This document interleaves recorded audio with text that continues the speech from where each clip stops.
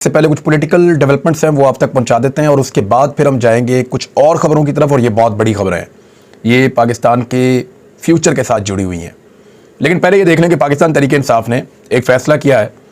पहले ये पता चल रहा था कि 9 जनवरी को बंदे इकट्ठे होंगे और अपने तमाम MPs को इकट्ठा करने के बाद इमरान खान साहब ये ऑर्डर करेंगे कि 10 तारीख को एतमाद का वोट लें वज़ीर आला पंजाब, और जब 11 को अदालत के सामने जाएँ तो बोलें हमने एतमाद का वोट ले लिया है, और उसके बाद असम्बलियाँ तहलील कर दें। लेकिन अभी कुछ सिचुएशन बदली है।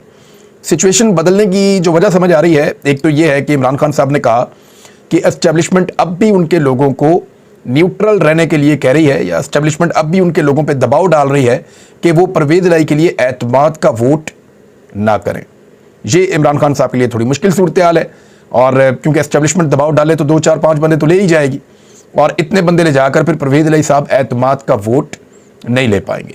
लेकिन हमजा शहबाज फिर भी वज़ीर आला पंजाब नहीं बन सकते। वजह यह है कि रन ऑफ इलेक्शन में भी हमजा शहबाज की कामयाबी के इम्कानात ना होने के बराबर हैं। उनकी सीटें ही बहुत कम है। जब तक ये पूरी काफिली वो नहीं ले जाते तब तक वो वज़ीर आला नहीं बन सकते, मुमकिन नहीं है। उनके आज़ाद लोग उनको छोड़ कर जा रहे हैं। तो इमरान खान साहब को ये बताया गया कि अदालत के साथ इसको मशरूत कर दिया जाए, क्योंकि काफिली का भी ये सोचना है, और परवेज़ इलाही साहब पहले ये फैसला कर चुके हैं कि वो एतमाद का वोट नहीं लेंगे, और इसको अनाउंस भी कर चुके हैं। उन्होंने इमरान खान साहब को मशवरा भी दिया। मेरे ख्याल में इमरान खान साहब ने परवेज़ इलाही साहब का मशवरा मान लिया है। ना मानते तो परवेज़ इलाही साहब ने फिर भी अपनी मनवा लेनी थी, क्योंकि इस वक्त गेम परवेज़ इलाही के हाथ में है, इमरान खान के हाथ में नहीं है। अगर इमरान खान के हाथ में होती तो इमरान खान उसी तरह असम्बलियाँ तोड़ देते या तोड़वा देते जैसे इमरान खान साहब ने कौमी असम्बलियाँ तोड़ दी थी और सदर पाकिस्तान को फौरी तौर पर तहलील करने के लिए लिख कर भिजवा दिया था असम्बली में। तो एक तो ये खबर है। दूसरा ये है कि शेख रशीद ये दावा कर रहे हैं कि इमरान खान साहब ने ये फैसला कर लिया है और 9 जनवरी से मौजूदा PDM हुकूमत की उल्टी गिनती शुरू हो रही है। ये उन्होंने दावा किया है। उन्होंने कहा कि शरीफ बरादरान सलाब मुतासरीन की मदद करने की बजाय अपने सियासी मुस्तकबिल का फैसला करने के लिए बैरून मुल्क मुलाकातें कर रहे हैं। वाकई मरियम नवाज ने, अगर आप उनका ट्विटर का अकाउंट देखें और उसके ऊपर फ़ोटो देखें तो वो एक बच्चे को प्यार कर रही हैं, और उन्होंने वो फ़ोटो लगाई हुई है सलाब मुतासरीन की। दोबारा वो कभी सलाब मुतासरीन के लिए नहीं गई, ना उन्होंने उनके लिए बात की, ना उन्होंने उनके लिए फंडिंग की। वो यूरोप में मौजूद हैं, वो वहाँ पे लोगों से फ़ंड करने के लिए कह सकती हैं। उन्होंने टक्के का काम नहीं किया सलाब मुतासरीन के लिए मरियम नवाज़ ने यहाँ से जाने के बाद। नवाज शरीफ ने बिल्कुल काम ही नहीं किया, उससे पहले भी नहीं किया, उसके बाद भी नहीं किया सलाब मुतासरीन के लिए। शहबाज शरीफ और बिलावल शुरू में सलाब मुतासरीन के लिए गए और रिपोर्टें बनाकर आलमी इदारों को भेजी, हमें इमदाद चाहिए, और उसके बाद गायब हो गए। कई महीने तक शहबाज शरीफ और बिलावल ने मुड़कर सलाब मुतासरीन को पूछा भी नहीं। लेकिन अभी जब एक डोनर कॉन्फ्रेंस का आइडिया आया कि इससे कुछ और पैसे इकट्ठे हो सकते हैं, तो फौरी तौर पे आपने देखा कि शहबाज शरीफ दोबारा बलूचिस्तान चले गए और बिलावल दोबारा सिंध चले गए। यानी इन दोनों पॉलिटिकल पार्टीज ने दोबारा पैसे इकट्ठे करने का तरीकाकार ये ढूंढा कि लोगों की मिजरीज, लोगों की बुरी हालत, लोगों की गुर्बत, सैलाब में लोगों की तबाही, इसको दुनिया के सामने बेचते हैं और बेच के पैसे इकट्ठे करते हैं। क्योंकि इससे पहले इन्होंने जो पैसा इकट्ठा किया, मैं चैलेंज करता हूं कि बिलावल या शहबाज शरीफ मेरे साथ चले, मैं दिखाता हूं कि इनकी हुकूमतों ने कोई टके का काम नहीं किया। किसी को घर बनाकर नहीं दिया, किसी का इंफ्रास्ट्रक्चर बहाल नहीं किया, किसी का पानी नहीं निकाला, किसी को खुराक नहीं फराम की, कहीं पे मेडिकल की फैसिलिटी नहीं दी। ये तो अल्लाह ताला भला करे पाकिस्तान की आवाम का, कि पाकिस्तान की आवाम ने अपने प्यारों का हाथ थाम लिया। और अभी देखें काफ़ी दिन गुजर गए हैं, लोगों का वो जोश और जज्बा ठंडा हो गया है, लेकिन इसके बावजूद हम लोग लगातार काम कर रहे हैं। हम तो बहुत छोटा मोटा सा कर रहे हैं, लोग बहुत ज़्यादा काम कर रहे हैं। बहुत सारी तंजीमें बहुत अच्छा काम कर रही हैं और वो अब तक लगी हुई हैं, और इसी भरोसे पे कुछ ना कुछ करके लोग सर्वाइव कर रहे हैं। और अभी जो आटे की लाइनों के अंदर बेचारे पहले ही लोग मुतासिर हैं, और उसके बाद आटे की लाइनों के अंदर किस तरह वो लगे हुए हैं, किस तरह धक्के खा रहे हैं। आटा थोड़ा है, खाने वाले ज़्यादा हैं, लोग पैसे लेकर खड़े हैं, आटा मिल नहीं रहा, मनमानी कीमतों के ऊपर बेचा जा रहा है। आज एक शख्स की जो है वो जाँ बहक हो गया। ये मुगीस अली साहब हैं, जर्नलिस्ट हैं, और इन्होंने इसको ट्वीट भी किया, तस्वीर को। आदमी की लाश पड़ी हुई है और उसके साथ आटा पड़ा हुआ है। ये आटा हासिल करते हुए इस शख्स की जान चली गई है। इन्होंने लिखा अपने ट्वीट में, मीरपुर खास में एक शहरी सस्ता आटा लेने के दौरान जान की बाजी हार गया। या अल्लाह रहम कर, एक तरफ अय्याश हुक्मरान तो दूसरी जानिब गरीब अवाम। बिलावल ने पूरी दुनिया का टूर किया है सैलाब के दौरान, और कोई मदद नहीं ला सके वो, और अगर उन्होंने मदद ली भी तो वो कहाँ गई किसी को कुछ पता नहीं है। मैंने खैमे भी नहीं देखे पूरे सिंध के अंदर जो बैरूनी इमदाद के तौर पे आए थे, बल्कि डेरों के ऊपर पड़े हैं सामान। आटा सिर्फ वो बांटा गया जो गीला हो गया था किसी वजह से, और वो डलियां बन गई थी, वो आटा बांट रहे थे एक जगह पे, हमने देखा। मैंने सहाफियों को जो मेरे साथ गए थे उनको मैंने कहा 2 दिन तक गाड़ियां लेके घूमो और देखो अगर कहीं पे गवर्नमेंट या कोई नजर आए। दादू में कोई नजर नहीं आया, इंटीरियर सिंध के अंदर कई शहरों में हमने इसी सूरत हाल का जायजा लिया, इसी सूरत हाल का हम गवाह बने हैं इसका, और हमने खुद मुशाहिदा किया इन सारी चीज़ों का। तो शेख रशीद ये कह रहे हैं कि उल्टी गिनती शुरू हो गई है, और ये इस बुनियाद पे कह रहे हैं कि अप्रैल में 9 जनवरी से शुरू होकर अप्रैल में ख़त्म हो जाएगी। उन्होंने कहा कि मैं नए साल में लाल हवेली से अपनी तकरीर कर रहा हूँ, जब मैं टीवी पे नजर आता हूँ तो मुखालिफिन चैनल बदल देते हैं।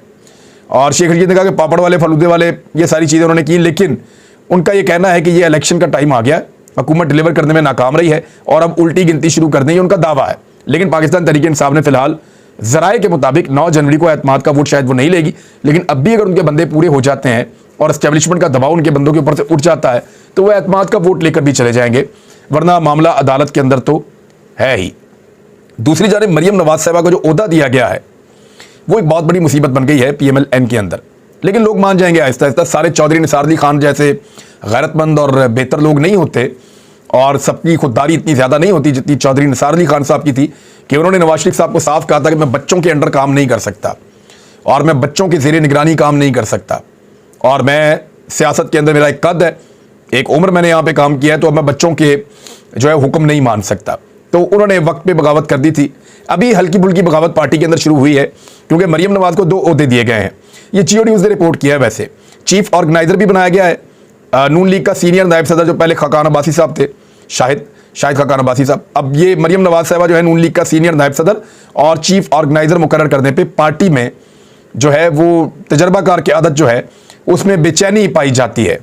और नून लीग के बहुत सारे लोग अब अफसोस का इजहार कर रहे हैं कि जनाब सारा कुछ ही अपने ख़ानदान में ले जाते हैं।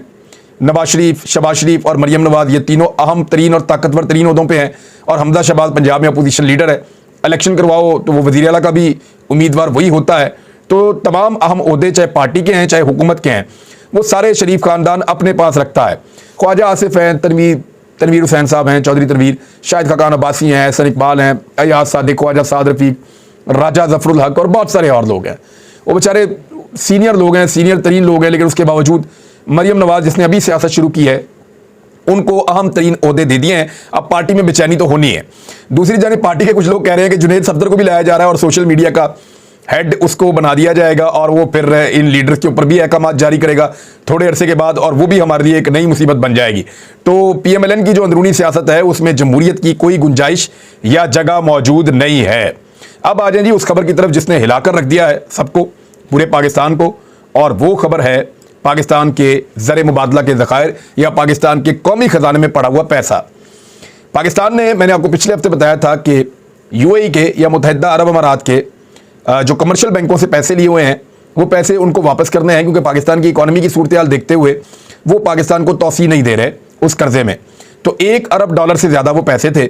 मैंने आपसे कहा था कि जनवरी के पहले हफ्ते में वो पैसे वापस देने पड़ेंगे, खबरें आ रही हैं, और वो पैसे फिर वापस दे दिए हैं पाकिस्तान ने। और अब पाकिस्तान के जो कौमी ख़जाने के अंदर ज़र मुबादला के ज़खायर मौजूद हैं वो $4.5 अरब रह गए हैं। $4.5 अरब।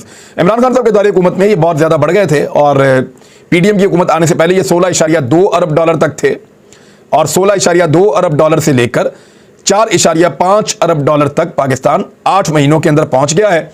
और पाकिस्तान के पास अब मजमूई जो ज़खायर हैं वो तकरीबन $10 अरब के हैं, प्राइवेट यानी कमर्शियल बैंक्स के और जो पाकिस्तान का कौमी ख़जाना उसको मिलाकर, और ये बहुत कम है। ये पाकिस्तान का बहुत बड़ा नुकसान हो रहा है। अच्छा, इससे अब बचने के लिए हुकूमत ने एक बड़ा अजीबोगरीब काम शुरू कर दिया है। वो मैं पहले आपको खबर पढ़ के सुनाता हूँ, फिर मैं आपको बताता हूँ ये कर क्या रहे हैं। डिफ़ॉल्ट से बचने के लिए वफाकी हुकूमत ने डिफ़ॉल्ट के ख़तरे से निपटने के लिए हुकूमती असासाजात को तेज़ी से फ़रोख्त करने का फ़ैसला कर लिया है। कुछ उसूल होते हैं, कुछ ज़ाब्ते होते हैं, कुछ कायदे होते हैं जिनके तहत निजीकारी की जाती है या असासे फ़रोख्त किए जाते हैं। उन सबको ख़त्म करके असासे अब मन मर्जी से बेच दिए जाएंगे फ़ौरी तौर पे, यानी उन्हें बोने भी बेचना चाहें तो बेच सकते हैं। वफाकी हुकूमत ने जुमे के रोज़ फ़ैसला किया, और ये बाकायदा फ़ैसला करवाया गया है कि 2 पावर प्लांट्स कतर को, यानी कतर की हुकूमत को बराह रास्त फ़रोख्त कर दिए जाएँ। यानी इसके अंदर ये वो जो बिडिंग होती है कि आप आ जाएँ, मुख्तलिफ लोग हैं, लेकिन नहीं, कतर को बराह रास्त 2 पावर प्लांट पाकिस्तान की हुकूमत ने फ़ैसला किया कि उनको बेच दिए जाएँ। ये पावर प्लांट 4 साल कबल हुकूमत की निजकारी फहरस्त में शामिल थे, यानी इसको निजकारी के अंदर शामिल करना था, और हुकूमत की उम्मीद थी कि इसकी फ़रोख्त से इसे $1 अरब $50 करोड़ हासिल होंगे। ताहम अब मौजूदा हुकूमत ने इसे निजकारी के बजाय बराह रास्त ही कतर को देने का फैसला कर लिया है। और जुमेरात को इस सिलसिले में निजकारी कमीशन का इजलास बुलाया गया था, जिसमें 2 प्लांट्स को निजकारी की फहरिस्त से निकालने का कहा गया कि जनाब ये 2 प्लांट्स हम फौरन डायरेक्ट बेचना चाहते हैं, जैसे हमारा दिल करेगा हम बेचेंगे, इसको निकालें उस प्रोसीजर के अंदर से।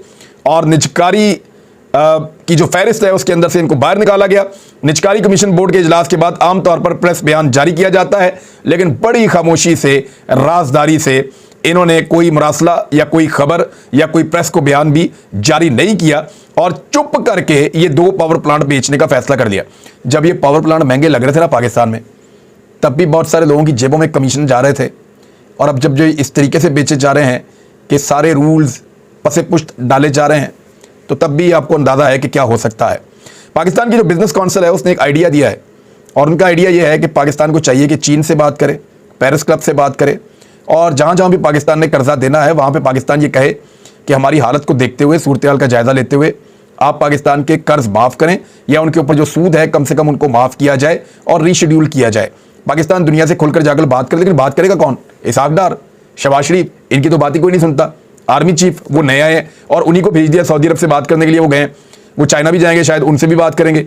तो आर्मी चीफ का काम ये नहीं है जिसके अंदर उनको धकेल दिया जाता है हर दौरे हुकूमत के अंदर, और बाद में यही आर्मी चीफ आपको बता रहे होते हैं मैं वहां से पैसे लाया, मैं उस मुल्क से पैसे लाया, मैं उस मुल्क से पैसे लाया। तो वो फिर पॉलिटिक्स के अंदर अपनी इंटरफेरेंस को जायज़ समझते हैं कि जब मुल्क को चलाने के लिए मैं सारा कुछ कर रहा हूं तो मुल्क के फैसले मैं क्यों ना करूं। ये आर्मी चीफ के ओहदे के साथ भी बेचारे के साथ एक ज्यादती होती है कि आप उसके ऊपर इजाफी जिम्मेदारियां डाल देते हैं जो उसके करने का काम नहीं होता। अगर ये पैसा आ भी जाता है, फर्ज करें अगर कुछ पैसा आर्मी चीफ गए हुए हैं, मैं शब्बर जैदी साहब से बात करता हूं, उन्होंने बताया कि अगर कुछ पैसा सऊदी अरब दे देता है, चाइना दे देता है, या 2-3-4 अरब डॉलर तक भी पाकिस्तान को मिल जाते हैं, फिर भी पाकिस्तानियों के हालात तो बेहतर नहीं होंगे, महंगाई तो कम नहीं होगी, मुश्किल फैसले और ये सारी चीज़ें फिर भी करने पड़ेंगे।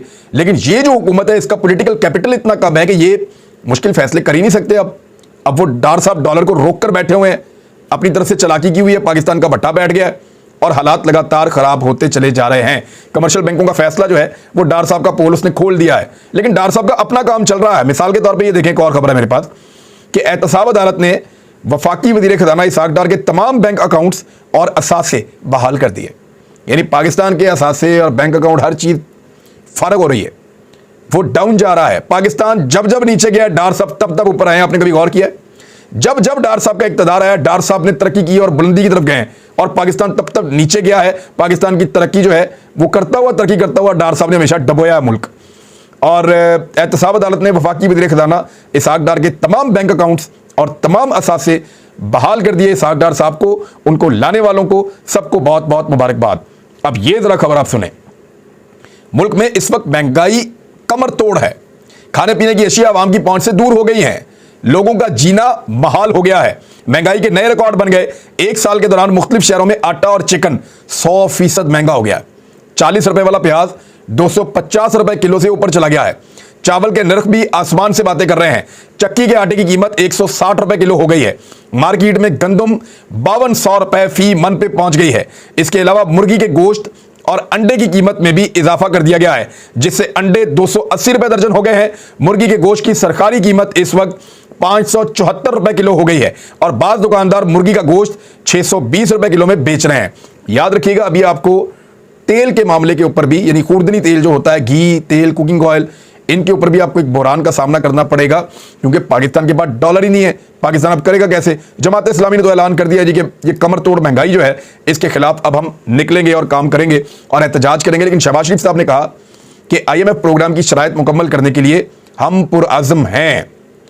यानी IMF के प्रोग्राम पर अमल दरामद के लिए शहबाज शरीफ साहब पुरअज़्म हैं। और डार साहब का बयान आपको याद है, उन्होंने क्या कहा? उन्होंने कहा IMF वो शराइत ना रखे जिनको पूरी नहीं कर, यानी डार साहब कहते हैं कि IMF की शराइत हम पूरी नहीं कर सकते। वो कहते हैं IMF हमारे साथ ज़्यादती कर रहा है, और IMF के अंदर डार साहब को जुर्माना भी हो चुका है माजी में, गलत बयानी के ऊपर, गलत अदाद-ओ-शुमार देने के ऊपर। तो अब ये जो शहबाज शरीफ साहब का दावा है, शहबाज शरीफ साहब कह रहे हैं IMF की सारी बातें मानेंगे, डार साहब कह रहे हैं मैं IMF की बातें नहीं मानूंगा। तो ऐसे तो ये मुल्क नहीं चलेगा, और इस तरीके से तो मुल्क आगे नहीं बढ़ सकता। तो नाज़रीन, अब ये असासे बेचें या कुछ भी करें, इनके किए की कीमत इस मुल्क को अब चुकानी पड़ेगी। पाकिस्तान की कौम को, पाकिस्तान की जो PDM की हुकूमत बनी, इंपोर्टेड इस रिजीम चेंज ऑपरेशन के बाद जो सहूलतकारों ने किया उसकी कीमत ये सारे चुकाएं या ना चुकाएं, पाकिस्तान की कौम को बदकिस्मती से चुकानी पड़ेगी। अब तक के लिए इतने, अपना ख्याल रखिएगा, अपने चैनल का भी। अल्लाह हाफ़िज़।